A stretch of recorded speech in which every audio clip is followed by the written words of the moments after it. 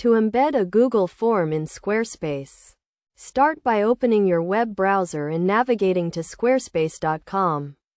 Log into your account by clicking on the login prompt and entering your email and password information. Once logged in, select your account name to access the drop-down menu. Then choose the Account Dashboard option and select the website where you want to embed the Google form. Next, open your Google form. Click on the Send button at the top right, and select the Embed option from the pop-up screen. Copy the HTML code provided.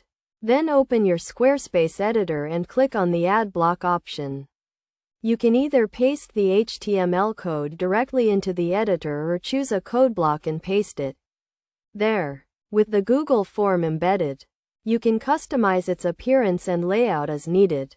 Following these steps will allow you to successfully integrate a Google form into your Squarespace website.